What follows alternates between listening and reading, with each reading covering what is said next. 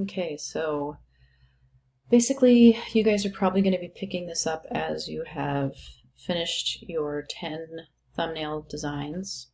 And doing those 10 thumbnail designs is a really good idea to do all 10. And just be creative and loose. If you end up doing over 10, that's totally fine, but at least 10 is good. That one video that I put in week 3 of the content area, or maybe it was in week 4, is going to be super helpful. The guy goes over, how he goes from start to finish in logo design, and he kind of shows you how he's doing his sketches, and that's the way you should try to kind of be doing your sketches for your logo. Think about how shape, psychology, and text is going to work with your logo, and how color will work with your logo. Of course, you want to have your colors kind of figured out, but you want to start with black first when you design these. So this is kind of a rough sketch of an idea that I had for a logo. It doesn't have any of the words in it as of yet, but I figure I probably would just put those below here. This is a super rough sketch, but we're going to kind of work from this. Your sketches might be fairly rough. I mean, this was what we did for our little exercise, and it's fairly rough too, but it does look like an F, which is nice. So if we go into Illustrator and do File, New, or Create New here, oops, why did it do that? Create New. We want to set our, want to make sure this is on inches, and we want to set the width to 3, the height to 3. If this is not open, sorry, this pops up. If this is not open, the advanced options, you just click on this little arrow, change the color mode, make sure it's in CMYK color, because we are going to be printing these. We want these at 300 dpi. We don't have to do anything here. There's more settings here, but we shouldn't have to change anything there. So push create, and here you go. So let's just make sure Window, Workspace, Essentials Classic is a good one to be on. If it doesn't look quite like this, you can always do Reset Essentials Classic. I like to pop my toolbar out a little bit. Okay, so a good place to start would be to do a file place to bring that sketch in from my desktop, wherever I put it. Pictures of my son and stuff here. I finally kind of cleaned up my desktop, but there's still some stuff. Like, I like this Unsolved Mysteries font. I think it's cool. Okay, so place. I'm going to do a Command minus because I need to zoom out. You can also use the zoom tool over here. But if we push Shift and just bring that down in size, we can kind of put that in the center of the canvas, maybe size it a little bit more, pushing Shift the whole time, because if we don't, we can end up really stretching it, and we don't necessarily want to do that when we're sizing things, either up or down. So if you do a Command 0, you can it basically just zeroes out your, it just kind of zooms in just enough to show the whole canvas, which is nice. So this is a pretty good start. So what we're going to do is we're just going to start kind of building out these circle shapes. This isn't so much unlike what we did in the last one, but we'll go into the layers panel and we will kind of, let's adjust the opacity. So we'll click on this layer, and then in this properties panel over here, the opacity is right here. There's also should be up here too, if you want to use this. It's located in a couple spots, so I don't know, I'll bring mine down to like 44 or something, and then you can lock it right here in the layers and then create a new layer on top of that, and then just make sure you're highlighted on that new layer so that that's the layer that you're actually working in. And then we can start with the Ellipse tool over here. If you're not seeing that, you might see the rectangle tool, and you just need to click and hold down until you see the other options and pick that Ellipse tool. So if we hold Shift down and click and drag, we can get a couple of we can get some shapes started. This is a perfect circle now. This is the fill color, and this is the outline color, which is also called stroke. So let's just swap that by pressing this arrow and actually just put that stroke inside. It usually defaults to 1 point. Sometimes I like to change it to like 0.5 just because it's a little bit finer of a line. And then we can kind of move that over, roughly over what we wanted to do there with our sketch. I'm going to do a Command V or C and a Command V, so that's a copy and a paste. You can also do edit, copy, edit, paste here if you want to not do the Command C, Command V, V as in Victor. So let's push Shift and hold down both of these items, or you can also click and drag to select both. And you can actually align things up here. There's also an align panel over here. You can get more options by actually clicking on this little dot dot dot. I want to align this down the center, vertical center. Looks like it's already aligned, so just wanted to make sure. And then we will make one more circle shape. 1, 2, okay. And this one's going to be a little bit bigger. We're just going to place that there. It's pretty close to what we want. Then we want to click and drag and grab everything once again. Actually, let's click and drag and just, I'm going to get these two shapes and I'm going to Command G.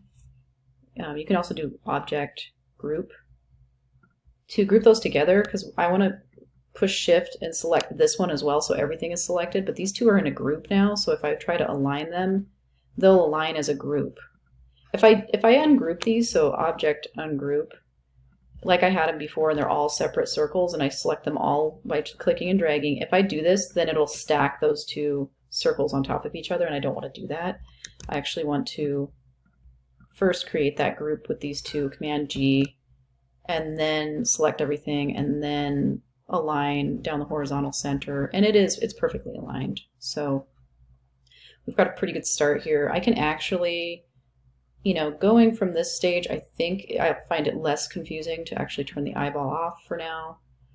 So we're actually going to keep like these two shapes. It's very much like we did in the last, we're going to use the Shape Builder tool, which is a hugely awesome tool for this kind of thing. So I'm actually just going to drag all of these like kind of, oops, sorry. I want to grab every one of these things and just move them so we can see a little bit better. Okay, so let's just click and drag so we select all three circles, and let's use that Shape Builder tool. And if we push Option down, we can subtract from our shapes. So I'm going to subtract that. I don't want that. These are the main shapes that I'm wanting to work with. So I think we can actually just click on these to create their own shapes.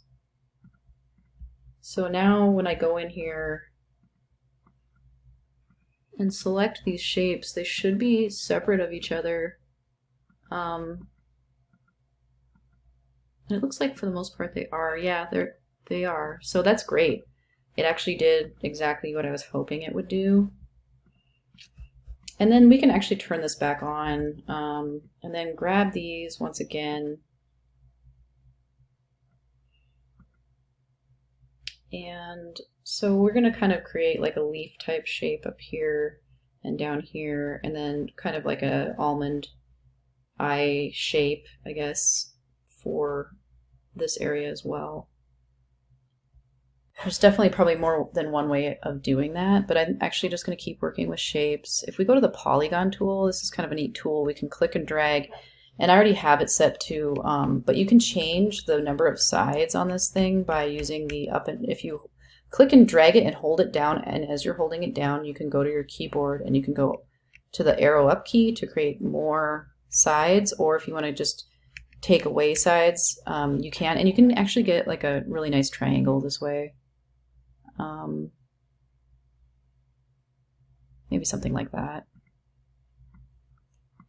So I kind of want to align this perfectly to, it doesn't quite look right though.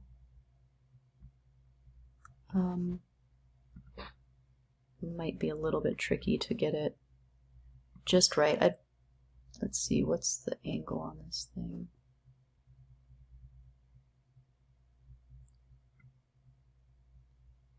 I want to try and make sure that it's totally straight. There's probably some kind of trick where you can get it just perfect, just perfectly straight. But I guess I must not be aware of it. I guess I can use the rectangle tool and kind of use that as a guide. And it's looking pretty good. Like yeah, it is. It's totally. So that is probably pretty good. I'm getting kind of like that little pink thing showing up when I move it around, that it looks like it is actually centered here. So let's turn this off one more time just because it's getting a little confusing. And let's just do, I'm actually really liking that, but maybe it's a little too busy. We'll see. Maybe I should actually make this a little bit bigger and actually drag it out to the sides. Oh, let's see. What am I doing here?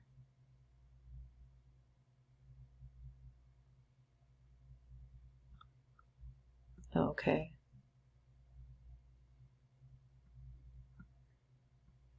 Okay, maybe that was actually the top of it. So let's see, let's click and drag this again. Okay, the intersect little pink thing is coming up, so that probably means that we're doing pretty good as far as our intersection is concerned. Okay, well, I'll line things up kind of the way I think they should be lined up. And then that is looking pretty good.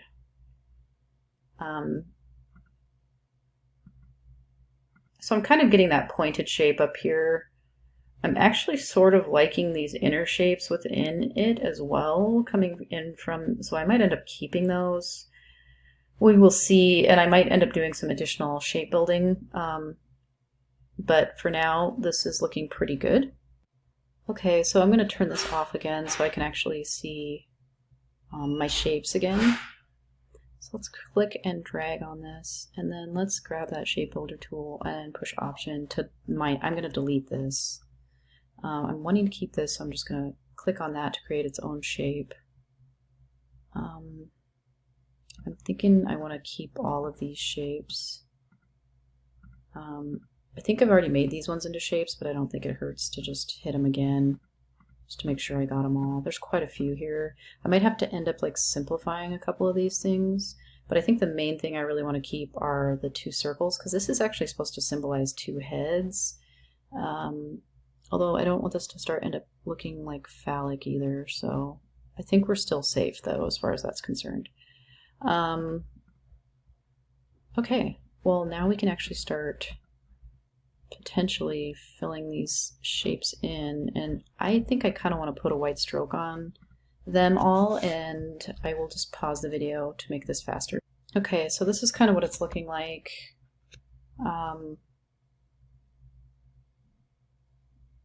After we changed that, I could try like taking these out, and it does actually look more appealing this way, I have to say. Even though I kind of wanted that symbolism with the heads crossing over, I think, you know, it actually does look good like this. And this is actually, it almost looks like a leaf over like a pyramid leaf shape. And that could also symbolize growth. So I think I'm still, you know, playing it safe here with the symbolism. And honestly, the heads weren't really coming out anyway, and aesthetically, it just didn't look as good as this design does. So I think, you know, this was a happy accident, but I'm kind of glad that it turned out this way. So super quick logo creation with the shape builder tool so far, using only black on a 3x3 canvas, and we will continue on in the next video.